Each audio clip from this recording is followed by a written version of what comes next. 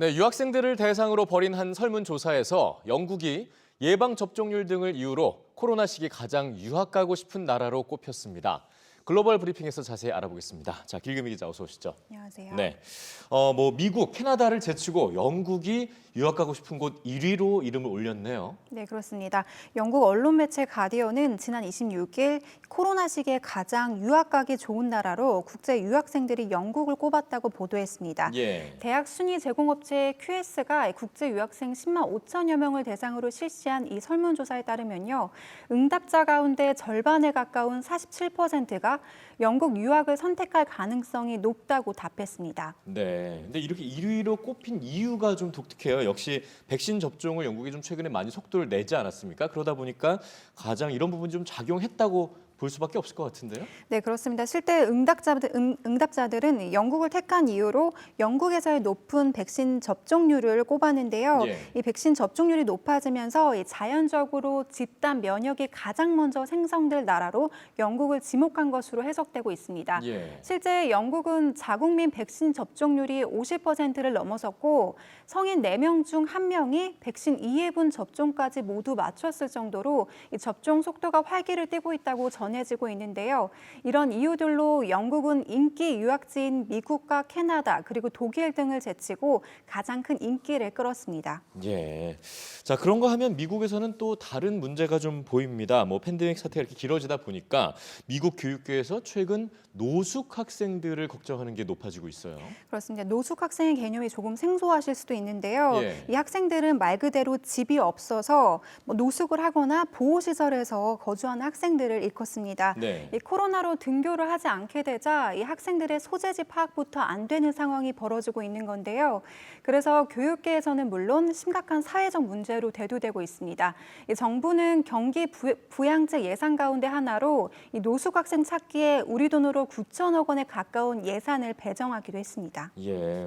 일단 지원이 되려면 근데 대상부터 좀 명확하게 파악이 돼야 되지 않을까요? 그렇습니다. 이 외신은 아이들이 등교가 힘든 현실에서 노숙을 겪고 있는 학생을 일일이 선별하는데도 이 상당한 인적, 시간적 소요가 발생할 것으로 예상하고 있는데요. 네. 그렇다 보니까 교육당국은 학기가 끝나기 전에 도움이 필요한 학생들에게 예산이 제대로 분배될 수 있도록 학생을 식별하는 것에서부터 비용이 적극 투입돼야 한다고 강조하기도 했습니다. 그렇습니다. 그래서 이제 당장 제시되는 지원책이 어떤 게 있는지 궁금한데요. 네, 현재 코로나19로 모텔이나 비상 대피소 등에서 임시 거주를 하고 있는 학생들에게 장기 숙박권을 지원한다던가 그 밖에 단기 주택과 같은 주거 해결 방안을 제공하는 게 제시되고 있는데요. 예. 그 밖에 환경상 PC 등을 갖추지 못해 비대면 수업 참여가 어려운 학생들에게는 여름 학습 프로그램을 제공하는 등의 지원책이 제시되고 있는 것으로 나왔습니다. 네.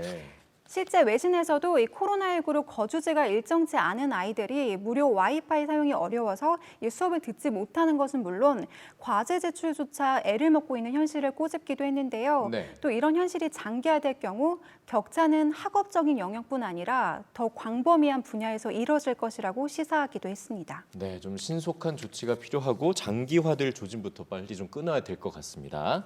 자, 마지막 주제 살펴볼 텐데 오늘은 모든 게 코로나가 빚은 얘기라고 볼 수 있겠네요. 근데 미국 내 이제 원격 진료 이용률이 높아졌어요.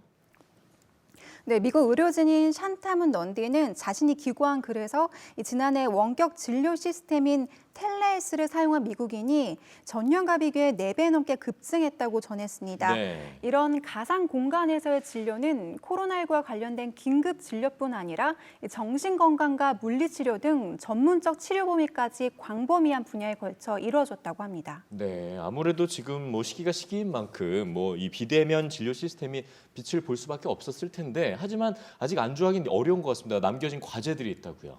네, 매사추세츠 베이커 주지사가 지난 1월 2023년까지 디지털 진료를 확대하는 텔레스 법안에 서명하기도 했는데요. 네. 하지만 여전히 갈 길은 멀어 보입니다. 이런 디지털화는 늘 그랬듯이 소수민족과 농어촌 거주자, 또 그리고 빈곤층 등 우려 소외계층까지 확대됐냐는 의문을 남기고 있는데요. 예. 이 개인마다 접근성이 상이한 점과 이 디지털 진료에 대한 표준도가 부족한 점 등도 앞으로 해결해야 될 과제로 남아 있습니다. 네, 이런 부분은 분명히 우리도 좀 생각을 해봐야 될 부분이라고 생각이 듭니다.